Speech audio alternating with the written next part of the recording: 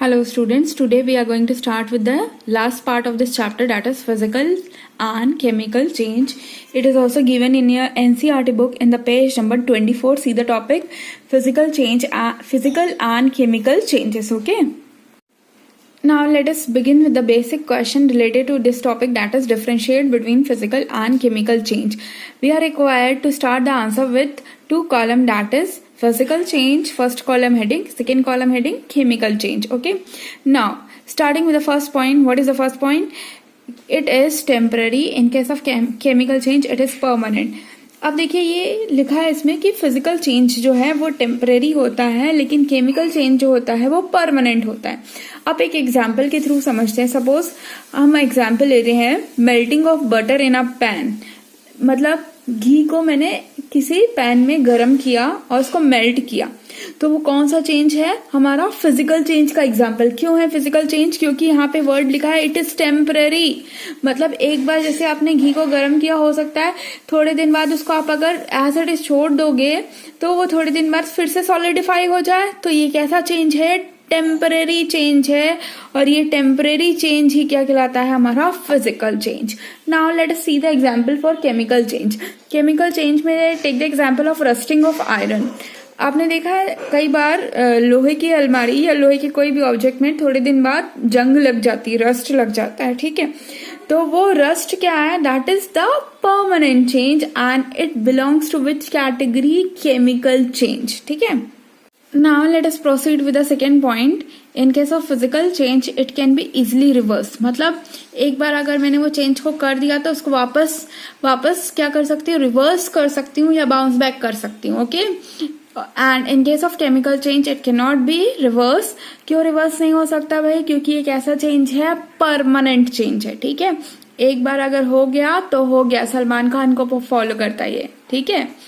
See student, the third point, in case of physical change no new substances form.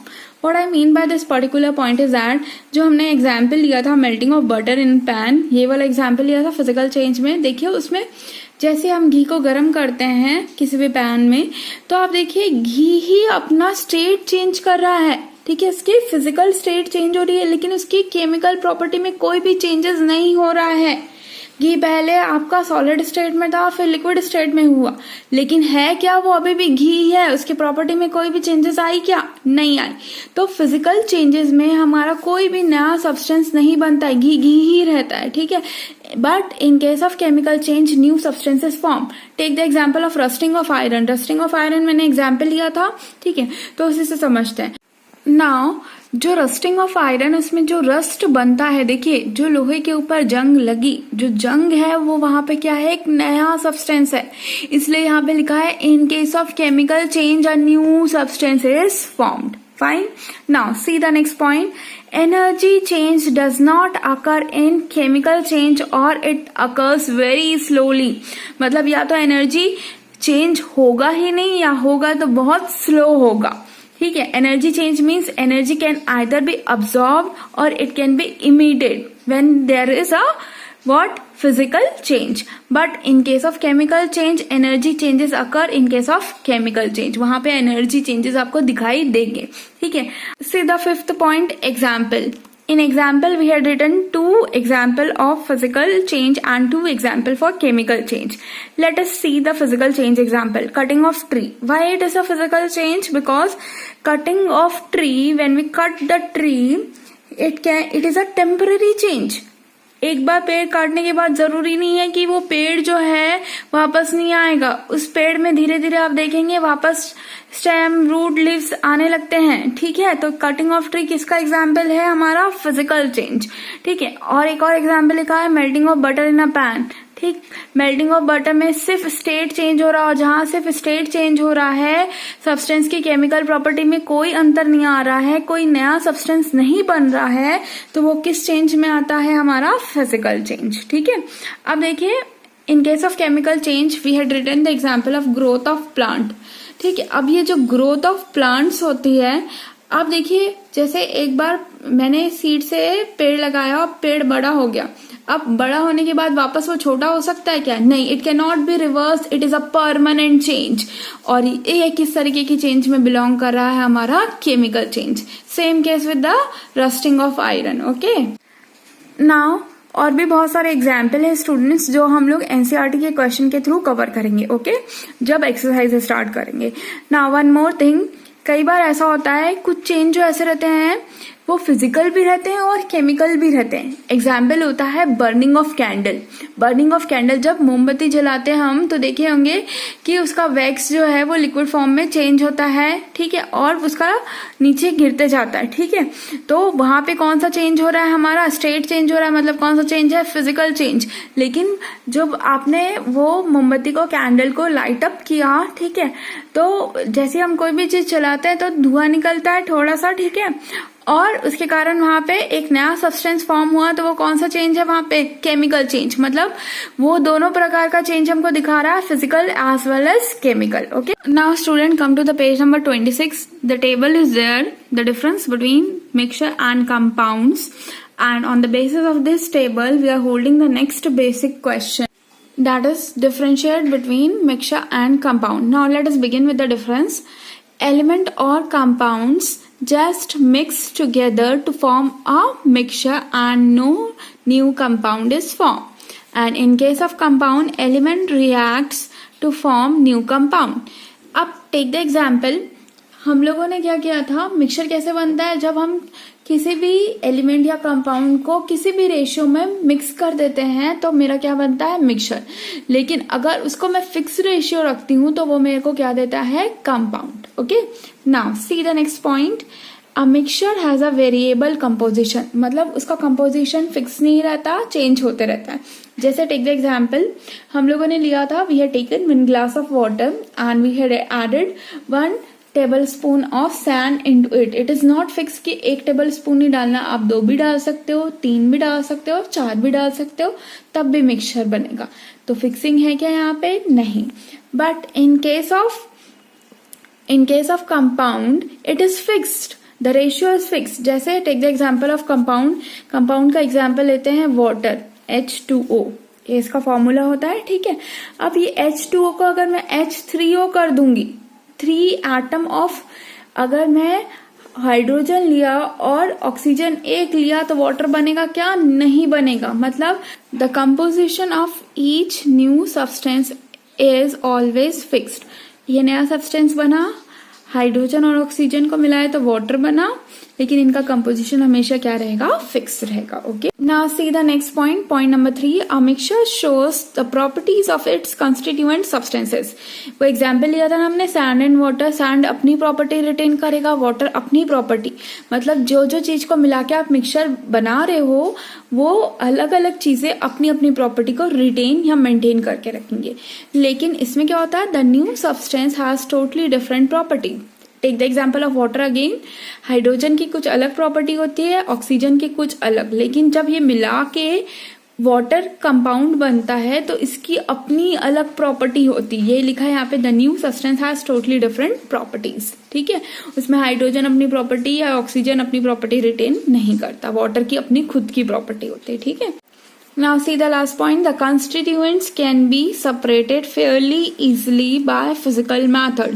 मतलब जैसे take the example of sand and water again, उसको अगर मेरे को separate करना है तो मैं कोई सी भी सेपरेशन टेक्निक, मैंने इतनी सारी 10 सेपरेशन टेक्निक आपको प्रीवियस वीडियो में पढ़ाई ना, तो उसमें से जो भी उस पर्टिकुलर मिक्सचर के लिए सुटेबल है वो सेपरेशन टेक्निक अप्लाई करके मैं उनको क्या कर सकती हूँ? अलग कर सकती हूँ।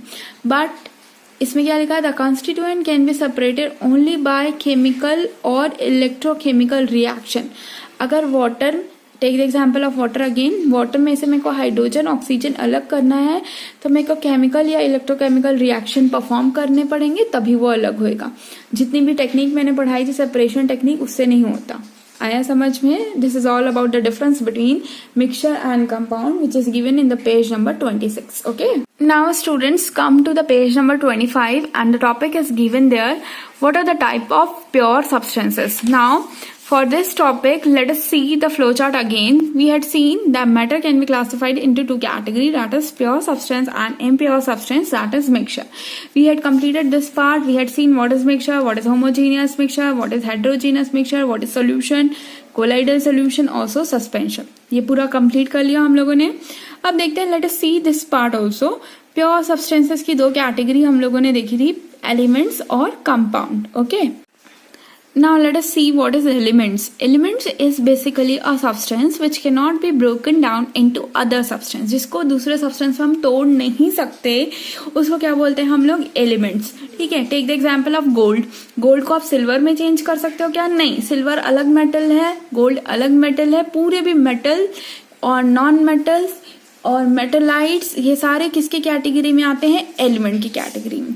Now let us see the compound. Compound क्या होता है? Basically compound is a form of matter in which two or more elements combine together in fix ratio, जिसमें रेशियो फिक्स रहता है. दो या दो से ज्यादा एलिमेंट कंबाइन हो रहे हैं और उनका रेशियो फिक्स है, तब जाके हमको क्या मिलता है? Compound. Okay. See students, this part is given in the page number 25. What are the types of pure substance? Now based on this part we are holding some basic questions. Okay, see the next basic question, that is question number 15. Write the properties of metals. अब मैंने बताया था कि element जो है further तीन category में classify होता है, मेटल्स, नॉन मेटल्स और मेटलाइट्स. ठीक है. अब ये मेटल्स क्या होते हैं, इनकी क्या क्या प्रॉपर्टी होती है, ये देखना है इस क्वेश्चन में. ठीक है. अब देखिए लिखा है answer, the properties of metals are as follows.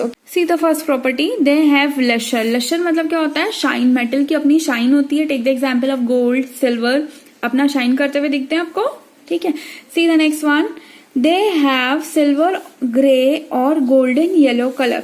Metal का हमेशा सिल्वर ग्रे या गोल्डन येलो टाइप से ही कलर आपको मिलता है. Take the example of gold again, the silver again, है ना. Now see the next one, the third property, they conduct heat and electricity. Metals are good conductor of electricity and heat. उसमें जैसे हमने देखा है, take the example of copper. Copper is the best conductor of electricity. जितने भी wire रहते हैं बोलते हैं कॉपर वायर सबसे अच्छा है इलेक्ट्रिसिटी को कंडक्ट करने के लिए. Copper also belong to which category? Metal. Okay. Gold is also there but gold is very expensive, इसलिए हम लोग उसको हर जगह यूज नहीं कर सकते. और आया समझ में? Now see the next property, they are ductile. Ductile मतलब क्या होता है? Anything which can be drawn into wires. आपने देखा है गोल्ड के ऑर्नामेंट बनते हैं तो उसको वायर्स में भी हम अच्छे से ड्रॉन आउट कर सकते हैं. क्यों? क्योंकि इसकी प्रॉपर्टी है डक्टिलिटी. डक्टिलिटी के कारण हम उसको वायर्स के शेप में भी बना सकते हैं. ठीक है. नेक्स्ट प्रॉपर्टी देखिए मेटल्स की, दे आर मेलेबल. मेलेबल मतलब it can B hammered into thin sheet, मतलब पतली पतली लेयर्स या शीट्स बना सकते हैं. इसलिए किस प्रॉपर्टी के कारण बना सकते हैं? Because they are holding the property of malleability, that means metals are malleable. Next property लिखिए, देखिए, दे आर सोनोरस. सोनोरस मतलब होता है they can make ringing sound when you hit the metal. जैसे हम किसी भी मेटल को हिट करते हैं किसी भी चीज से, कोई भी हैमर अगर से, तो उससे एक आवाज आती है. आवाज आ रही है मतलब वो क्या है? मेटल है. सी, आप लोगों ने पूरी 6 प्रॉपर्टीज पढ़ी है मेटल को पहचानने की. आया समझ में? Now see the next basic question, that is write the properties of non metal. See the answer, the properties of non metals are as follows. First one, they display a variety of colours. Non metal बहुत सारे colours के होते हैं. Take the example of oxygen, carbon, bromine, chlorine, ये अलग अलग colours के पाए जाते हैं. ठीक है. Now see the next one, they are poor conductors of heat and electricity. इससे हीट और इलेक्ट्रिसिटी नहीं पास करते हैं. आपने सुना है क्या कभी आयोडीन से ही हम इलेक्ट्रिसिटी पास कर रहे हैं या क्लोरीन से? नहीं होता कभी. ठीक है. See the last property, they are not lustrous, sonorous और मेलेबल. ना ही ये शाइन करते हैं, ना ही आप इसको स्ट्राइक करोगे तो आवाज करेंगे, ना ये मेलेबल होते हैं. आया समझ में? This all are the properties of non metal. इसको आप अलग अलग करके भी लिख सकते हैं, एक साथ भी लिख सकते हैं, जैसे आपकी मर्जी. Okay. See students, In this chapter, we had taken 16 basic questions to understand the concept of this chapter. इस chapter के concept को समझने के लिए 16 basic question की category में categorize कर दिया और उसको अच्छे से समझा. अब ये जब हम basic समझ चुके हैं, now we are going to approach to the NCERT exercise which is given in this particular chapter. Okay. So in next video we are going to start with the NCERT question, but before that do watch all the basic video related to this chapter. Okay.